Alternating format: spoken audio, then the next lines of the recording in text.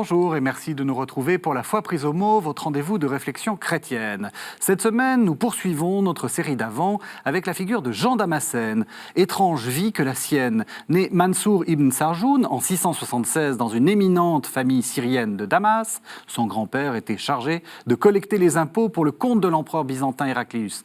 Il servit quant à lui le calife omeyyade Abd el-Malik avant de devenir moine à Jérusalem et de défendre la vénération des icônes. Mort en 749, il est à la fois vénéré dans les églises orientales et dans l'église catholique, puisque Léon XIII l'a proclamé docteur de l'église en 1890.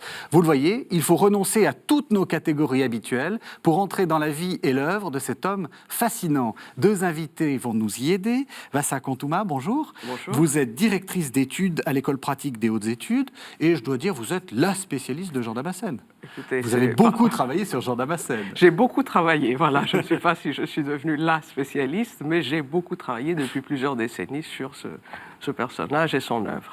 Et puis Alexis Chrysostalis, c'est un grand plaisir de vous retrouver. On vous avait déjà vu pour l'émission sur le Concile de Florence, hein, c'est ça? Tout à fait. Voilà, vous êtes byzantiniste, vous êtes membre de l'équipe de l'Athos, c'est une équipe archive de l'Athos, c'est une équipe du Collège de France, et vous êtes, on est un peu collègues si on peut dire, puisque vous êtes vous-même producteur de l'émission Orthodoxie sur France Culture, vous présentez cette émission à la radio. Voilà, alors... j'ai commencé par ce lancement peut-être un peu en mélangeant un peu tout. Est-ce que vous êtes d'accord qu'on est dans un monde extrêmement compliqué qui doit nous faire un peu renoncer à nos catégories un peu simples, Orient, Occident, Islam, chrétienté, etc. Oui, je suis tout à fait de cet avis. Les échanges sont multiples, variés, et d'interprétations diverses d'ailleurs, puisque justement il y a énormément de livres qui ont été écrits sur Jean Damascène et son univers, et qui évidemment ne donnent pas tous les mêmes interprétations. Donc aujourd'hui, il nous reste encore de nous positionner sur ces questions, les comprendre et voilà, avancer aussi.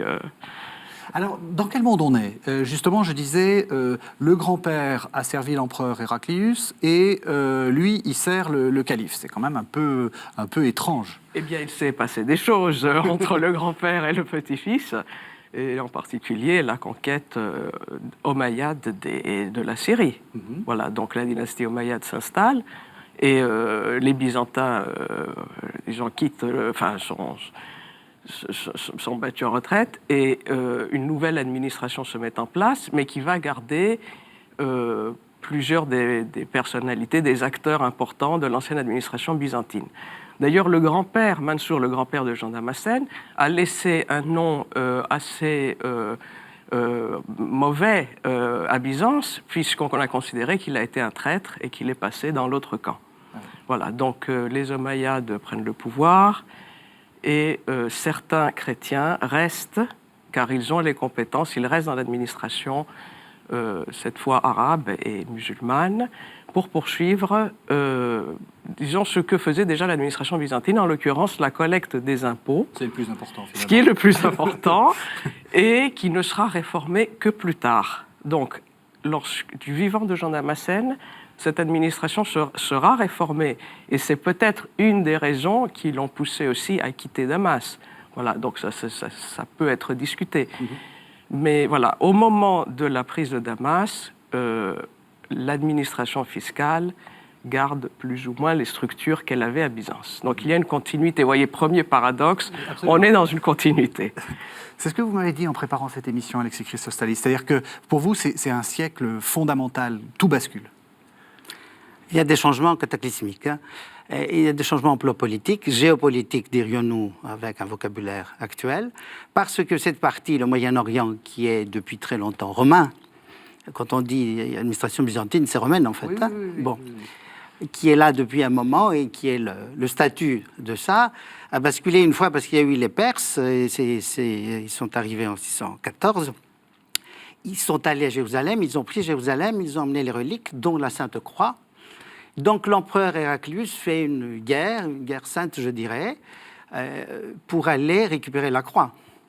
Donc il va vaincre les Perses, il revient à Jérusalem et il dépose de nouveau la croix là-bas. Mais ce retour, si vous voulez, des Romains, des Byzantins, ne va pas durer longtemps. Jérusalem va de nouveau basculer, et cette fois-ci, ça va durer beaucoup plus longtemps. Hein. Ce sont les Arabes qui arrivent, qui, eux, vivaient dans cet empire perse. Alors, nous sommes aux frontières, vous voyez, ça bouge beaucoup, et c'est à cette époque-là particulièrement. Et puis, puisqu'on parle de Jean Damascène, un grand-père de l'Église, énormément vénéré par l'Église d'Orient, l'Église orthodoxe, etc., non seulement pour ses qualités de père dogmatique, je dirais, mais également comme ignographe, également comme auteur, on n'en sait rien, mais enfin bon, de la formation de la théorie de la musique byzantine, on lui attribue ça aussi, on ne sait pas si c'est vrai ou pas, mais il a certainement contribué à cela aussi. Et puis l'homilétique extraordinaire, donc c'est quelqu'un de très vivant pour l'Église d'Orient, hein, très présent. C'est un siècle où il se passe, et c'est déjà passé beaucoup de choses, et il se passe encore beaucoup de choses au plan dogmatique de la doctrine, dans le monde chrétien. Alors, avec une nouvelle religion qui arrive, cela se complique, si je puis dire, davantage. Ça n'arrange pas les choses. Donc, Jean Damascène se trouve à une époque charnière, tant pour les changements géopolitiques, comme Vassal Kondouma vient de dire. Bon, on garde l'administration byzantine, romaine, parce qu'elle sait faire. Hein. Tous les nouveaux maîtres des lieux maintiennent ça. Mais en même temps, il y a des suspicions de personnes, il y a des difficultés personnelles. Et puis, comme il va se trouver aussi près du patriarche de Jérusalem, après, bon, il a un rôle également de défenseur de la foi. Donc, il va écrire à propos de plusieurs hérésies, on dit, mais enfin de plusieurs doctrines qui ont circulé à cette époque. J'aimerais bien rebondir, si possible, sur ce que dit Alexis, pour montrer peut-être une autre contradiction, en tout cas une dualité qui va exister au sein de cet univers quand on se positionne à l'intérieur de l'Empire omeyyade. Bon, je vous ai parlé un tout petit peu de Damas, à l'instant on a parlé de Damas, puisque c'est là qu'est installée la famille de Jean Damascène, et c'est là que cette administration se met en place et poursuit son action. Mais il y a Jérusalem, comme vous avez dit, les deux villes sont toutes les deux dans cet empire omeyyade, mais par rapport aux chrétiens de l'empire, puisque évidemment il y a beaucoup de chrétiens qui sont des sujets des califes, eh bien il y a un déplacement, on va dire, parce que justement, et ça c'est une date, je pense qu'il faut retenir, qui n'a peut-être pas été assez mise en valeur jusqu'à présent, c'est la date de 705, mort du calife Abd el-Malik. La même année, la cathédrale Saint-Jean-Baptiste de Damas va être convertie en mosquée. Donc c'est un très grand événement pour les chrétiens évidemment de Damas, qui sont importants, qui sont nombreux. C'est aussi une défaite importante. Et puis l'on voit que la même année 705, le patriarcat de Jérusalem est rétabli après 60 années de vacances. Donc, vous voyez, à un moment, les chrétiens étaient un peu autour de Damas, autour de Saint-Jean-Baptiste, et on va les retrouver à Jérusalem autour d'un patriarcat qui se remet en place. Et c'est sans doute à ce moment-là que Jean Damascène, lui aussi, passe de Damas à Jérusalem, où l'institution patriarcale va reprendre un peu de vigueur. Et je pense qu'on doit dire à ce moment-là, il y a ce passage d'un homme qui est un homme qui appartient à une famille puissante de l'Empire, chrétienne, mais puissante au niveau de l'administration, qui a sans doute un contact immédiat avec le calife. Donc il y a cet homme qui va complètement s'investir dans l'action du patriarcat pour ces chrétiens, mais loin du centre, c'est-à-dire loin de Damas, loin du centre politique, mais en donnant une impulsion nouvelle à ce centre antique, là où justement se trouve la croix, là où il y a le pèlerinage aussi. Et donc les chrétiens vont se recentrer autour de ce nouveau centre. Et donc, loin de Damas et aussi loin de Byzance. Encore plus loin de Byzance. Ce qui va lui permettre justement de ne pas être sous la coupe, si on peut dire, du patriarche de Byzance. Alors évidemment, d'autant plus qu'à cette époque, il se passera d'autres choses dont nous parlerons peut-être. Alors justement, avançons. Il est à Jérusalem. Bon, est-ce qu'on sait beaucoup de choses sur sa vie, à part ce que vous venez de dire? Parce que ça a l'air assez compliqué. Si vous m'entreprenez sur ce sujet, il y aura beaucoup d'émissions à faire. Voilà. Beaucoup de byzantinistes se battent au sujet de sa vie, parce que d'abord, il faut savoir qu'il y a une légende parfaitement installé et qui parcourt des siècles et des siècles jusque quasiment aujourd'hui. Bon, même s'il y a eu des moments où on s'est beaucoup basé sur la légende, alors que bon, aujourd'hui, évidemment, les travaux critiques font que on la remet un peu à sa juste place. Donc cette légende qui a donné lieu à une iconographie importante, qui a donné même lieu à des pièces de théâtre au XVIIe siècle sur les scènes parisiennes, est basée sur le martyre de Jean Damascène, la main coupée, sans doute beaucoup de gens en ont entendu parler, que le calife donc aurait coupé Jean Damascène à la suite de ce qu'il a considéré comme une trahison, mais qui n'en était pas réellement une, puisque c'était l'empereur byzantin qui avait fomenté un coup pour faire accuser Jean Damascène, qui déjà, visiblement, dans la légende, n'était pas en odeur de sainteté à Byzance. Oui. Voilà, donc là, il y a la légende, et énormément de données biographiques sont finalement tirées de la légende. Si on analyse un peu ces textes, qui sont nombreux, on se rend compte qu'ils ne résistent pas du tout à la critique, et qu'en plus, ils sont tardifs, si bien que nous avons assez peu d'informations sur sa vie, qu'il faut aller chercher détail par détail dans les œuvres, dans des témoignages d'historiens de l'époque, qu'ils soient hellénophones ou d'ailleurs orientaux. Voilà, donc on a quelques éléments, pas beaucoup, et puis on essaie de composer avec ça.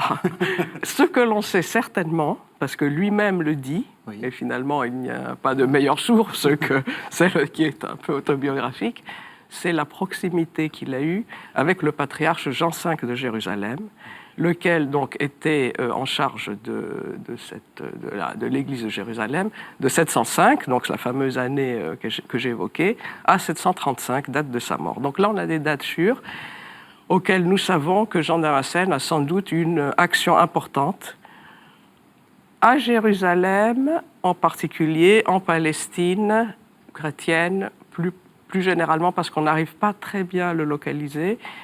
La légende le fait mourir au monastère de Saint-Sabba, ce qui n'est pas exclu. Ce qui n'est pas exclu. Kilomètres de Jérusalem. Oui. Voilà. Mais il n'y a pas de preuves suffisantes de l'époque. On a des preuves plus tardives, avec notamment un tombeau de Jean Damascène dans le monastère, mais qui apparaît assez tardivement. Voilà. Donc il y a encore une autre dualité entre patriarcat et Saint-Sabba. Et là, se pose la question de savoir, finalement, était-il d'abord un moine un peu reclus, dans un monastère qui est quand même se trouve dans le désert, ou un homme d'église très actif dans l'institution patriarcale. Un prêtre, il était prêtre, un prêtre actif, disons, dans la chancellerie de Jean V, avec un rôle officiel. Là, on ne peut pas le déterminer. Mais voilà, les deux choses se... Donc en fait, on va partir sur son œuvre, on va essayer de voir ce qu'il a dit. Je vais ajouter une chose, le concile de Nicée II le compare à l'évangéliste Matthieu. Donc on peut parce qu'il aurait tout abandonné pour l'Église. Mais justement, n'est-ce pas une allusion à son action aussi au niveau de l'institution, parce qu'il venait d'une famille politique qui était qui travaillait dans la finance. Voilà. Lui aussi collecteur d'impôts. En un sens, il serait arrivé aussi avec les moyens qu'il fallait pour faire vivre ce patriarcat. Enfin, ce sont des hypothèses possibles. D'accord. Voilà, vous voyez, le mystère demeure. Alors, je vous propose donc qu'on parcourt un peu son œuvre. Alors, peut-être, on va quand même en parler, parce que c'est vrai qu'on voit beaucoup de choses sur Internet. Quel est son rapport avec l'islam ? C'est une question difficile à traiter parce que nous sommes à une époque qui est complètement différente et nous voyons les choses, bien sûr, avec nos yeux d'aujourd'hui. Et c'est très difficile de se mettre à la place de quelqu'un qui était là au moment où l'islam est arrivé. L'islam est quelque chose de nouveau à l'époque. Ça, il faut comprendre. Donc, au milieu de cette pluralité de doctrines chrétiennes qui circulent, il y a une nouvelle doctrine, une nouvelle religion qui arrive, pleine de vitalité. Mahomet est mort en 632. Bon, quelques années après, Jérusalem va passer dans les mains des Arabes. Il y a le régime omeyyade qui va s'installer pendant un siècle à peu près dans la capitale, l'État Damas, le premier califat. Donc du milieu, on va dire, du 7e au milieu du 8e siècle. Et c'est là qu'on commence à prendre connaissance de l'islam. Donc Jean Damascène a affaire à quelque chose de complètement nouveau, qui est une théorie qui circule. Alors on trouve des choses sur l'islam, évidemment, dans son œuvre. Entre autres, et surtout peut-être, je dirais, dans cette liste d'hérésies qu'il donne quelque part. Oui. Je pense qu'il faut prendre aussi le mot hérésie, non seulement dans le sens négatif qu'on le donne aujourd'hui, mais également dans l'idée de hérésie dans le sens de doctrine et de choix, si vous voulez, de doctrine particulière, si vous voulez. Bon. Ce qui est Donc, très particulier, oui. je vous coupe, pardon, mais c'est qu'il la classe parmi les hérésies chrétiennes. La dernière. Oui. La dernière, hein, la 100e. Alors, le chiffre est toujours... on fait dans ses œuvres de manière à ce que le chiffre soit 100 ou 150. Il y a toujours une connotation particulière parce que ça renvoie à autre chose, à l'Antiquité classique, aux psaumes pour les 150, etc.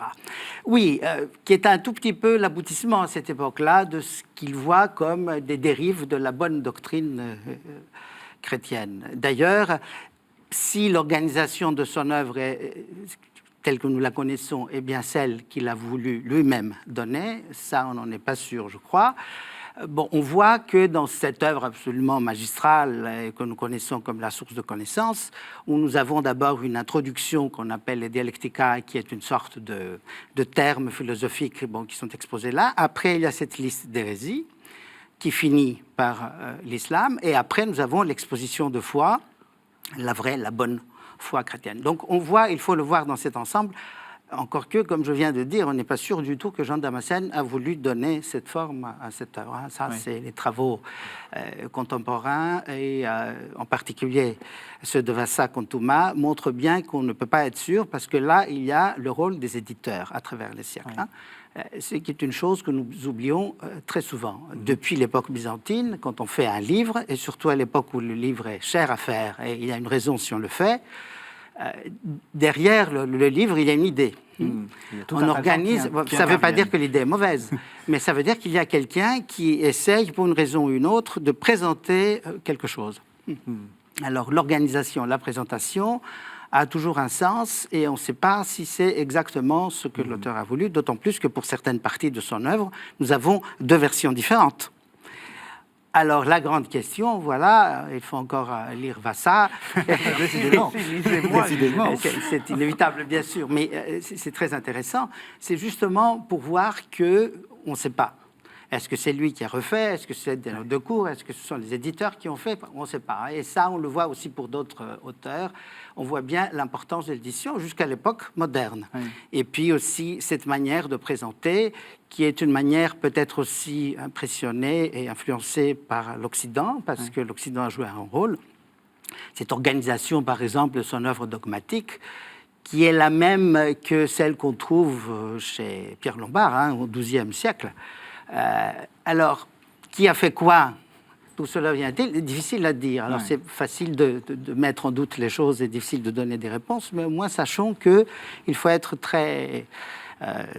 prendre avec beaucoup de précaution les choses. Alors, l'avantage d'avoir eu beaucoup de lecteurs est aussi un désavantage, parce que ces mêmes lecteurs vont altérer aussi la forme du texte à travers les siècles. Donc voilà, je crois que pour résumer aussi, mais de fait, dans le livre sur les hérésies, qui fait partie de la source de connaissances telle que nous la connaissons aujourd'hui, il y a ce chapitre sur l'islam, le 100e, qui est qui donne pas mal d'informations, puisque d'une certaine façon, enfin, même pas d'une certaine façon, certainement, il est le premier texte chrétien à porter sur, justement, les doctrines islamiques, et même les textes, certains textes. Donc là, il y a des discussions aussi, parce qu'en fait... Jean Damascène, d'une certaine façon, cite le Coran, mais ce n'est pas le Coran que nous connaissons. Donc, s'agit-il d'autres traditions? S'agit-il d'oralité? S'agit-il même, on affirme désormais, de lecture sur des inscriptions qui peuvent être dans son entourage immédiat, à Damas ou à Jérusalem? Voilà, en tout cas, il le cite. Il en donne une interprétation qui n'est pas des plus favorables d'ailleurs, je peux dire, mais qui montre quand même que là, il s'agit d'une confrontation de doctrines aussi, et pas simplement d'une confrontation politique. Ce sont des doctrines qui sont étudiées. Alors, on va continuer l'examen de l'œuvre, et puis on va, vous avez commencé à en parler, voir un des point important qui est la question des icônes. Je vous propose qu'on entende un extrait de Jean Damascène. C'est le 3e discours pour la défense des icônes, et puis ensuite vous pourrez le commenter. Donc de Jean Damascène, le 3e discours pour la défense des icônes. L'icône, donc, est ressemblance, modèle, représentation montrant par elle-même celui dont elle est l'icône. L'icône, par ailleurs, n'est pas le prototype même, c'est-à-dire celui qui est représenté. Toute icône révèle et montre quelque chose que l'on ne peut pas voir. Ainsi, l'homme n'a pas une connaissance immédiate de l'invisible, le psychique étant recouvert par le corporel, ni de l'avenir, ni de ce qui est loin de lui ou absent, car il est circonscrit dans le temps et l'espace. L'icône est saisie par l'esprit pour guider dans la connaissance. La manifestation et la démonstration de ce qui est voilé, et plus encore pour l'utilité, le bénéfice et le salut, pour que nous connaissions ce qui est proposé en flétrissure ou en triomphe, que nous aspirions à suivre avec zèle ce qui est bien et rejetions avec dégoût ce qui est mal. Alors voilà, la fameuse question des icônes. Peut-être, Alexis Chrysostalis, un petit résumé des épisodes précédents, si je puis me permettre. Quel est le problème, en fait? Qu'est-ce qui se passe? C'est la quadrature du cercle, hein, en très peu de temps. Oui, parce que vous avez une minute. Oui, c'est ça. Bien entendu, comme à la radio. Et écoutez, il y a à cette époque-là une crise qui sévit à Byzance, hein, qui consiste à mettre en cause la vénération des images, des saintes images. Une tradition qui existait depuis un moment chez les chrétiens, et à partir d'un moment, au 8e siècle, l'empereur byzantin, par sa politique, interdit cette vénération. Je vais très vite, mais il faut. Et puis, son fils, son successeur, Constantin V, lui devient même un théologien et explique pourquoi on ne peut pas vénérer les images. Bon, à partir de là, ça devient un vrai problème théologique. Alors, Jean Damascène, qui est loin du pouvoir, je dirais, de l'empereur byzantin, a quand même la possibilité de s'exprimer.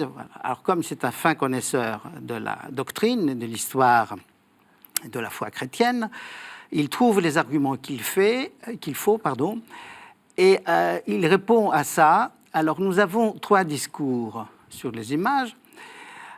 La question a été posée aussi, pourquoi? Parce que ces 3 discours sont assez... ils se ressemblent beaucoup. Alors, surtout les 2 premiers entre eux. Alors, est-ce que c'est parce qu'il les a prononcés un jour, puis il a complété un peu? Le 3e a l'air un peu plus mûri, un peu... De sorte que même l'éditeur scientifique du XXe siècle, Boniface Cotter, qui est un Allemand qui a fait avec toute la science qu'il faut la présentation et l'édition critique des œuvres de Jean Damascène en 5 volumes, lui a opté pour une version synthétique des 3, c'est-à-dire on n'a jamais le premier du début à la fin, le deuxième, etc., mais il a fait des chapitres synthétiques parce que c'est pratiquement la même chose. Cela dit, il y a dans ces discours les vraies questions concernant l'icône, et il y a aussi de vraies réponses. Voilà. Et là, c'est peut-être un moment où Jean Damascène est aussi, je dirais, presque original dans l'histoire du dogme, parce que très souvent, on lui reproche presque d'avoir répertorié ce qui existait jusqu'à cette époque-là, et de ne pas avoir lui-même créé, je dirais, une théologie. Mais comme la question est d'actualité pour lui, il répond. Alors, il y a la question du prototype, c'est-à-dire la relation qu'il y a entre la personne qui est vénérée et l'image que nous avons devant nous. Et puis, évidemment, ça va plus loin dans d'autres extraits. C'est la question, tout simplement, je dirais, de l'importance de la matière dans l'histoire du salut. Parce qu'en fait, c'est ça. On accuse les iconodoules, on dit, iconophiles, ceux qui vénèrent les images, on les accuse d'idolâtrie. Bon. Alors, il faut bien montrer que ce n'est pas d'idolâtrie. Le concile de Nicée II, qui se tient donc après la mort de Jean Damascène, qui avait été condamné d'abord de manière anatématisé de manière très violente par un concile iconoclaste, justement convoqué par Constantin V, et puis au concile de Nicée II, qui est un concile iconophile et qui est le 7e concile œcuménique. L'Église l'a gardé dans la tradition. Ça va et ça vient. Hein, ça va et ça vient. Voilà. Mais enfin, Nicée II est un concile qui est resté dans l'histoire de l'Église jusqu'à qui est définitif. Voilà, c'est ça. Qui règle la question. Qui règle la question, même si d'autres ont complété après, au siècle suivant.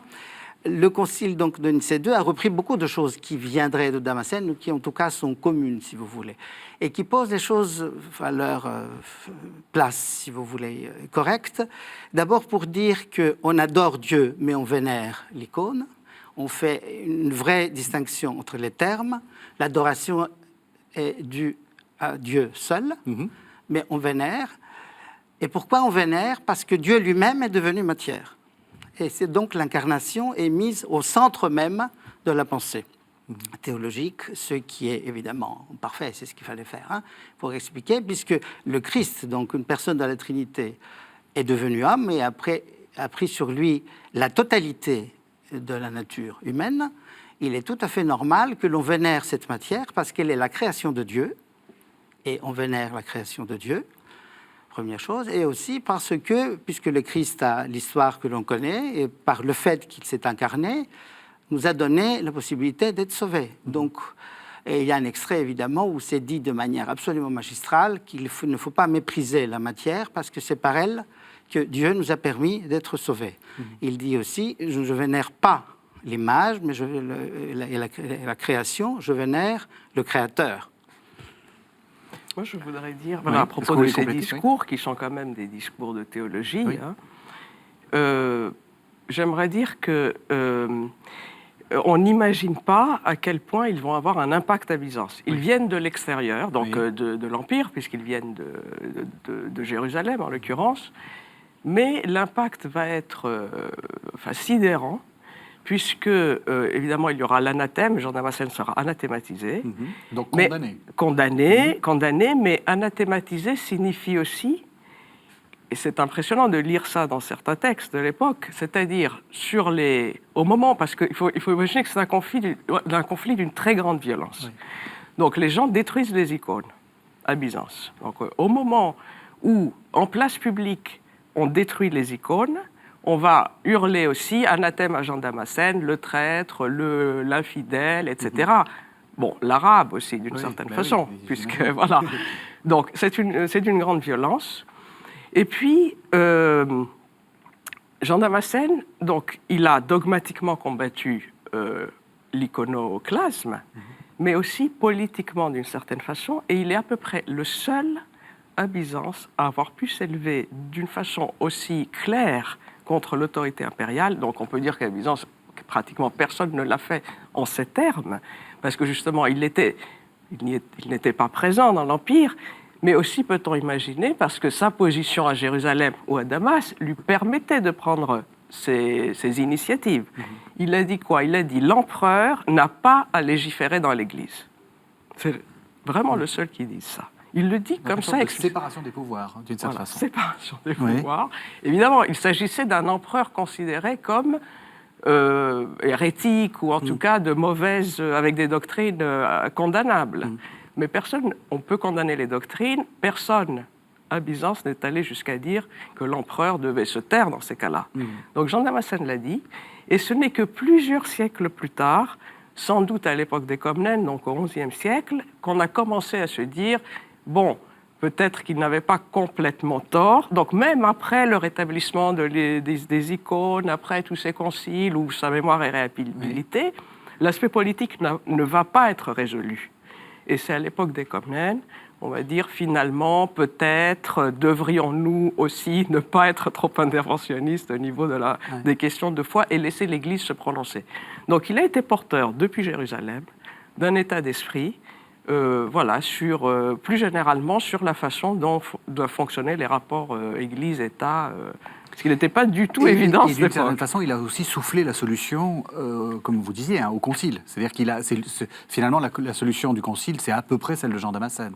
Oui, de Jean Damascène et d'autres, mais aussi, évidemment... C'est lui qui a lancé le... Et c'est Nicée II qui le réhabilite. Mais Nicée II réhabilite certainement les doctrines, réhabilite le personnage, mais d'une façon discrète. Trop peur de... C'est un personnage sulfureux au niveau politique. Il le reste. Et il le restera tardivement. Et il n'est pas exclu que toute cette légende qui va être construite autour de son nom soit aussi là pour, d'une certaine façon, faire oublier certaines choses, expliquer autant que possible son positionnement et donc le remettre un peu dans la hiérarchie byzantine. Voilà. Donc là aussi, vous voyez, il y a cette contradiction où finalement, alors même qu'il s'agit d'un chrétien qui fait partie de ces populations qui sont tout à fait en retrait au sein de l'Empire omeyyade, ils ne sont plus du tout à des positions qu'ils avaient auparavant, malgré cela, ils sont en mesure, et donc là aussi on peut s'interroger sur son rapport à l'islam, puisque quand même il pourra, depuis là où il est, avoir cette portée, cette voix contre l'empereur byzantin. Alors, est-ce politique uniquement? De son point de vue, c'est certainement dogmatique, mais voilà, comment est-ce que tout cela a été géré, comme on dit? C'est la richesse de la frontière, voilà, en fait. C'est la richesse de se tenir à la frontière. On est dans les échanges à tous les niveaux et entre ces pôles dont je vous parlais. Alors, revenons après sur le reste de l'œuvre. Vous avez commencé à le dire, Alexis Chrysostalis, il y a quelque chose qui est une sorte d'édition, si on peut dire, de ces œuvres, qu'on appelle Fontaine de connaissances. En fait, c'est son œuvre. Ou c'est une grosse partie de son œuvre. Voilà, c'est la partie fondamentale de son œuvre. J'oublie l'hymnographie. D'abord, il faut dire que son œuvre est immense, parce qu'on parle toujours des œuvres dogmatiques, doctrinales, mais il y a l'homilétique, qui est très importante, en particulier des homélies sur la mère de Dieu, la théologie mariale lui doit beaucoup, justement parce que le centre de son développement est l'incarnation. Et il place vraiment la Mère de Dieu à sa juste place. Et si on doit la vénérer comme elle l'est dans l'Église, c'est justement parce qu'elle l'a portée, parce qu'il y a eu incarnation, parce qu'elle est un acteur unique dans cette histoire. Donc il y a aussi l'hymnographie, et il faut dire que dans l'Église d'Orient, on chante encore beaucoup de choses qui sont attribuées ou qui sont de Jean Damascène. Pour prendre un exemple illustre, c'est le canon de Pâques. Aussitôt après la proclamation de la résurrection, on chante le canon de Saint Jean Damascène. Ça, tout le monde le sait. Et quand on est dans des églises d'expression grecque, où on garde les textes originaux, on chante le texte de Damascène.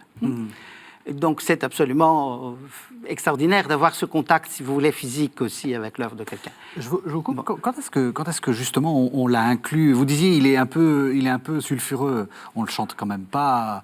Enfin, alors là, au début, on n'a pas chanté le fameux théologien sulfureux, si ou. Alors, je ne vous demande pas de date, mais c'est. On entre dans des questions de liturgie, donc je peux peut-être vous donner quelques petits éléments, pas trop. C'est-à-dire, on est dans la liturgie de Jérusalem, qui a été importée un peu plus tard, après le rétablissement des icônes à Byzance. Voilà. Enfin, je schématise. D'accord. Et donc, c'est à ce moment-là que donc en fait, évidemment, à Jérusalem, au moment où Jean Damascène est là et où il est actif, oui, on commencera à chanter. Enfin, disons, se mettront en place ces pratiques liturgiques, cette hymnographie sera exécutée. C'est très révolutionnaire, d'ailleurs, pour l'époque, parce qu'on entre dans une hymnographie, dans une musique différente. Ah oui. Oui. Quoi? Qu'est-ce qui est différent? Peut-être Alexis a plus d'informations. C'est l'octoèque, le fameux octoèque. Pour les béotiens, expliquez-nous. L'octoèque. Bon, il y a une musique traditionnelle, je veux dire, pour l'Église d'Orient, qui est qu'on appelle maintenant la musique byzantine, qui est en fait une sorte de synthèse entre des traditions orientales, musicales, et la théorie de la musique grecque antique, classique. Souvenons-nous du fait que pour les Grecs de l'Antiquité, la musique fait partie de la formation de base avec les mathématiques, etc. Oui. C'est la théorie musicale.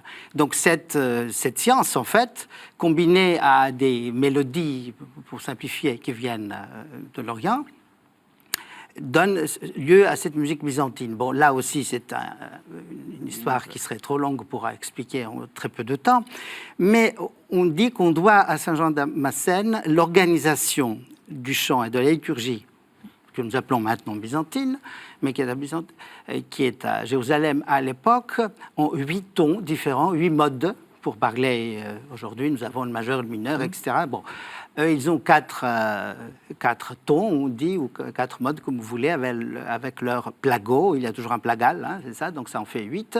Et pour chacun de ces tons qui se relaient dans l'organisation de la liturgie, c'est-à-dire chaque semaine est basée sur un ton, utilise un de ces tons, un de ces modes, il y a un ensemble de textes qui sont à chaque fois réécrits pour être chantés dans un ton différent.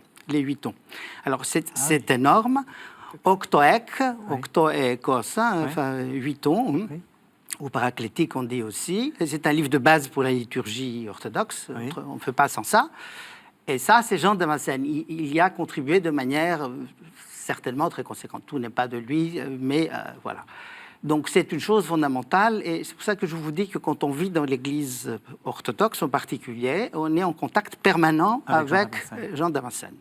Et Voilà. si je peux dire, allez-y. parce qu'effectivement, il est reçu de façon discrète pour son œuvre dogmatique au départ, et notamment pour son positionnement sur le rôle de l'empereur, évidemment, mais il est reçu assez rapidement sous un autre nom, l'Agiopolite, donc l'homme de la ville sainte, donc c'est pas le Damascène, vous voyez encore une fois le pôle là. Oui, Damascène, c'est l'adjectif français pour dire de Damas. Oui, mais enfin, il est, lui, déjà dans la vie qui date sans doute de la fin du Xe siècle, on parle de Damascène. Oui, donc voilà, c'est quand même assez ancien.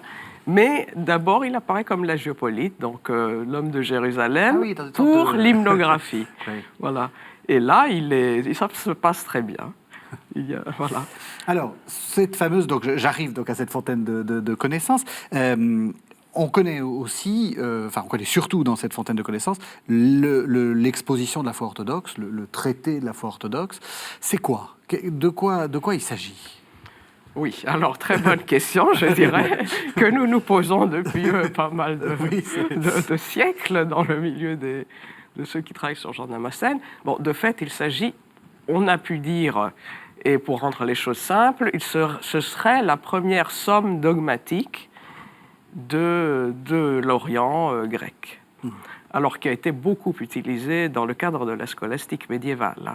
Donc c'est pour ça que je vous parlais des lecteurs auparavant. Le lecteur imprime aussi sa marque dans le texte qu'il reçoit, et c'est pour cela qu'il y a eu une façon de présenter le texte avec des livres qui rappellent ceux des sentences de Pierre Lombard, mais qui ont été superposés. Enfin, disons, c'est une structure qui est une superstructure, mais enfin qui a conduit à une lecture de Jean Damascène jusqu'au XXe siècle assez intéressante, et comme de celui qui était le premier scolastique, puisqu'il a aussi subordonné l'étude de la philosophie. Donc c'est une sorte de manuel de théologie, de grand catéchisme.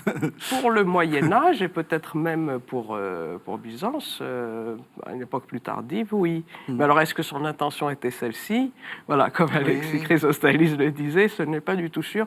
Ce qui est certain, c'est que dans le milieu dans lequel il travaillait, il vivait, qui était, comme nous l'avons dit à plusieurs reprises, assez hostile quand même au christianisme, il se fait sans doute un devoir de rappeler l'essentiel de la foi, non seulement de façon interne à l'Église, parce qu'il y a quand même des chrétiens, des jeunes aussi, qui doivent s'instruire dans ces réalités de la foi, et puis peut-être aussi pour donner des armes dans la discussion avec, non pas cette fois des chrétiens, des musulmans, des interlocuteurs musulmans, mais des chrétiens qui ne partagent pas, disons, son orthodoxie et qui sont issus d'autres communautés.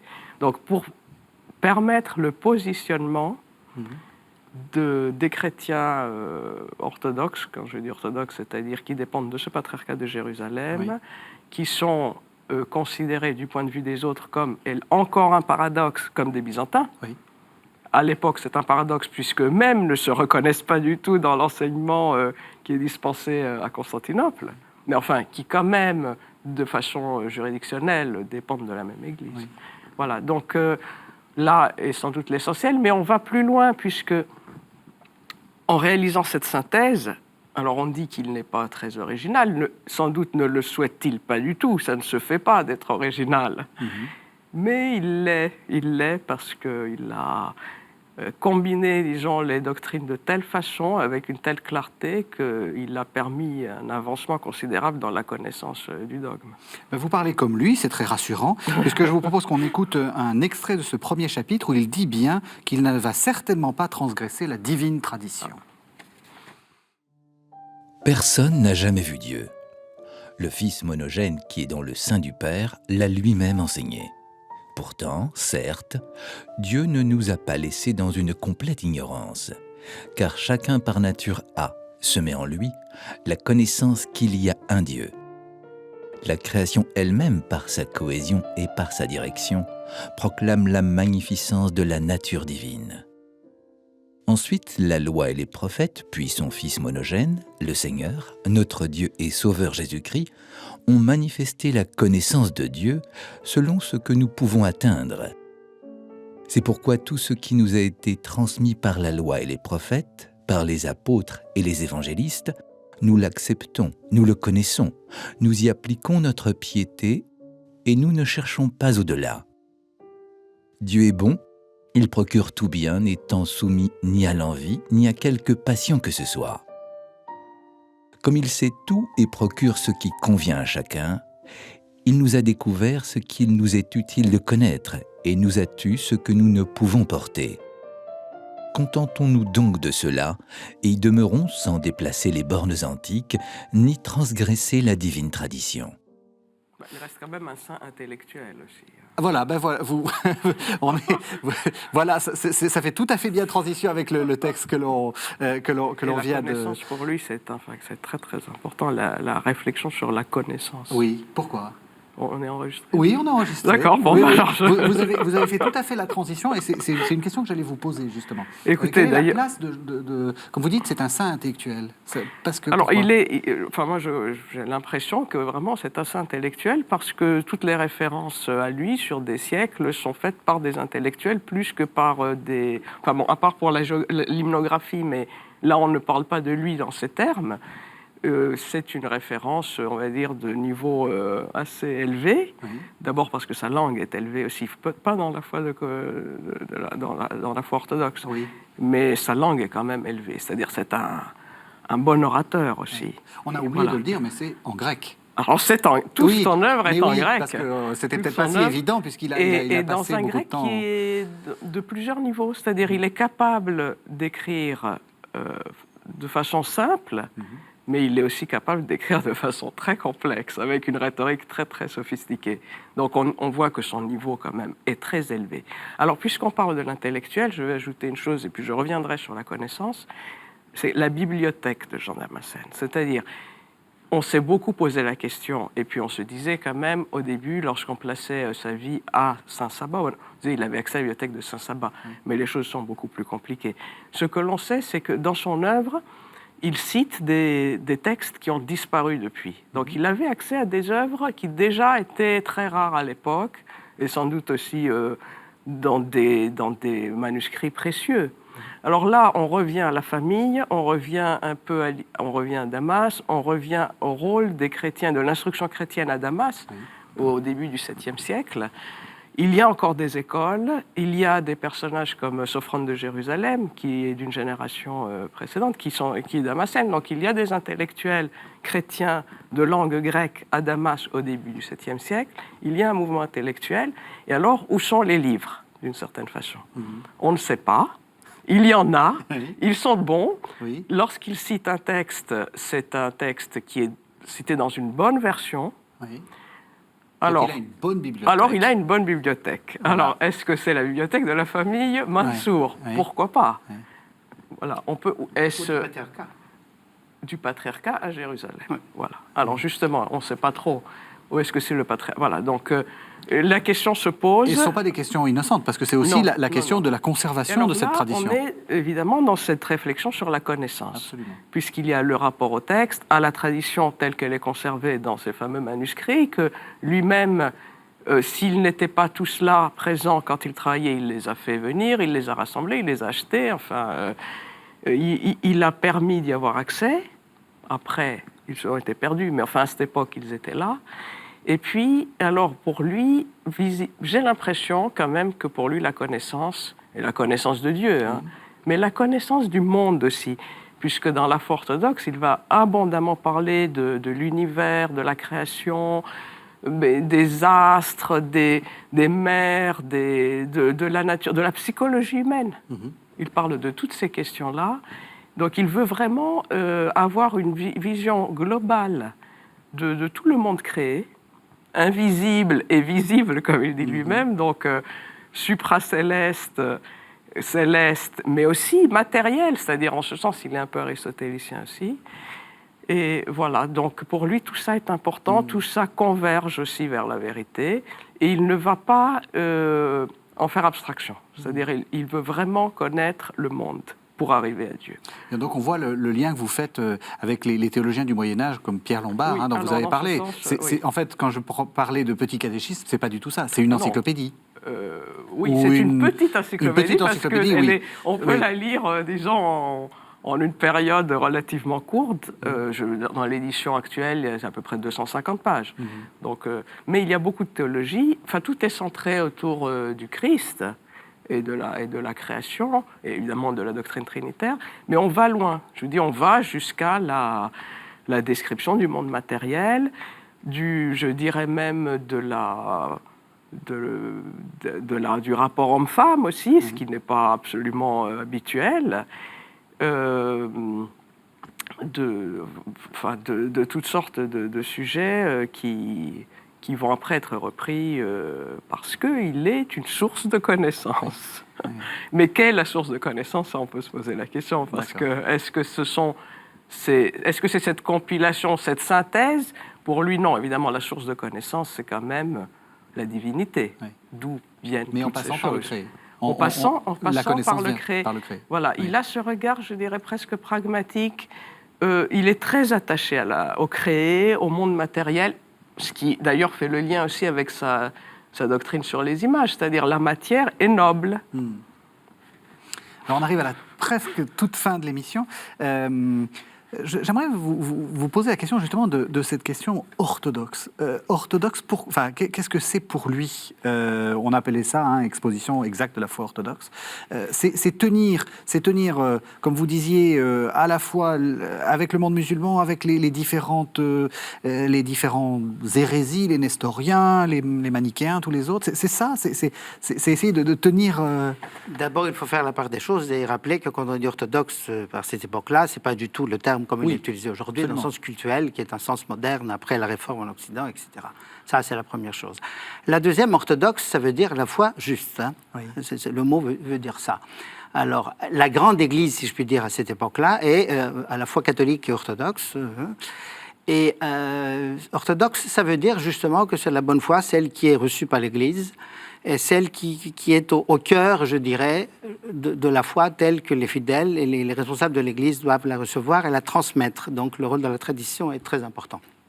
À chaque fois que la foi est questionnée, il y a des réponses qui sont données par les conciles et la conscience de l'Église, parce qu'on voit qu'il y a des conciles, mais qui après sont avortés. Enfin, ça ne marche pas. Donc un concile ne suffit pas pour définir la foi orthodoxe. La foi orthodoxe, c'est cet ensemble que transmet la tradition et qui donne les contours, si vous voulez, de ce que peut être la foi chrétienne et qui met des garde-fous à chaque fois qu'il y a un danger ou de sortir de là ou de mal comprendre plutôt quelque chose. C'est ça l'idée de la foi orthodoxe. Bon, le titre, on sait jamais qui a donné, etc. Voilà, là encore, ce qu'il a fait de très important, parce que vous parliez tout à l'heure de sa bibliothèque, de tout ça, c'est aussi quelqu'un qui a une formation à la fois philosophique, certainement, on le voit par ses sources. Donc, toute cette philosophie aristotélicienne qui est passée par les néoplatoniciens, il la connaît, on le voit, sa manière de traiter les choses, mais sa pensée est profondément chrétienne. Et il a su donner, par cette synthèse énorme qu'il a faite, cette clarté qu'il fallait aux termes qui sont hérités du passé, pour clarifier surtout les deux notions les plus importantes dans la foi chrétienne, la nature et l'hypostase, c'est-à-dire la personne, de faire des identifications qui n'étaient pas si claires que ça, et à force de vouloir chercher après des petits détails, on se perdait et on ne savait plus où on allait. Donc il a très bien clarifié ça, même s'il dit lui-même, en tout cas la petite introduction qu'il donne à la source de connaissance, c'est que je ne dirai rien de moi-même, vous enemon, c'est pas vrai. Enfin, la manière d'organiser, il cite d'autres personnes. Alors, vous dites, on est presque à la fin. Vous allez peut-être parler de quelques livres, mais je voudrais juste commencer par un livre qui n'est pas là parce qu'on ne pourrait pas l'avoir. c'est le fameux Parisinus Graecus 923, Ah non, qui est un dommage. j'aimerais bien l'avoir. Voilà, c'est C'est ça. un manuscrit. Mais qu'on peut aller visiter sur le site de la Bibliothèque nationale de France. Oui. Il est un manuscrit du 9e, très probablement, siècle, fait pour un empereur byzantin, qui contient une œuvre de Jean Damascène, le Sacra Parallela, qui est un florilège immense, public et patristique, avec des miniatures extraordinaires. Donc j'invite tout le monde d'aller sur le site de la BN pour regarder ça. C'est absolument fabuleux. Eh bien voilà, ça rappelle votre travail aussi de philologue. Merci beaucoup. Alors peut-être pendant que je montre les livres, Vincent Contouma, nous présenter très rapidement chaque livre. Donc je présente La foi orthodoxe. Donc c'est ce fameux livre dont on a parlé, Voilà, cette il sorte est en de 2 volumes là, vous l'avez voilà. que le premier. Donc c'est aux collections, aux sources chrétiennes. donc C'est aux éditions du voilà, donc c'est Cerf. Pierre Lerue qui a... Facile d'accès ou pas trop? Qu'est-ce que vous conseillez? Oui, c'est le plus facile d'accès. C'est le plus facile d'accès. Enfin, avec les images aussi, les discours sur les images. Alors que je n'ai pas comme ça. Mais si Ça, vous on- les avez, là, Si je vous vois. avez la traduction. Ah pardon, c'est ça. Voilà. Traduction française, Donc Pardon, c'est pardon. une tradition française. Voilà, pardon. Visible Le de voilà. la réédition, Donc voilà, donc une- de ces 3 discours Donc sur les images. Faites de nouveau de manière synthétique. Hein, il faut Oui, lire alors un- ça, effectivement, bon, enfin là, c'est c'est du c'est détail. un livre à lire, mais Voilà. Donc c'est aux effectivement, éditions l'édition Minier. Cotter a conduit à ce qu'on mélange un peu les textes. Et donc on n'a pas les 3 discours séparément, mais on a un discours un peu continu, il faut le Ensuite, savoir. homélie sur la nativité et la dormition. Facile Alors à lire. là, oui. Enfin, Je sens un petit doute. non, facile à lire, mais l'homélie sur la nativité n'est pas nécessairement de Jean Damascène, alors que les homélies sur la dormition le sont certainement. Voilà, ça c'est important Voilà. de Et rappeler. puis on hein, voit que- aussi Damascène pasteur. Mhm. Hein. Et puis alors quelque chose qu'on peut Alors, c'est fait pour être lu voilà, par recommandé tous. sans réserve. Donc c'est un numéro de connaissance des pères de l'Église auquel vous avez largement J'ai un peu contribué. contribué. Voilà. Et donc, Monseigneur Job Guécha aussi sur l'hymnographie. très bien. Voilà. Donc connaissance des pères de l'Église sur Jean Damascène. Merci beaucoup de nous avoir fait découvrir cette figure compliquée et puis surtout très très intéressante parce qu'elle nous montre, comme on disait, qu'elle était à la frontière. Merci infiniment de cette émission. Merci de nous avoir suivis. Vous savez que vous pouvez retrouver cette émission sur le site internet de la chaîne www.ktotv.com et on se retrouve la semaine prochaine pour un nouveau numéro de la série d'avant.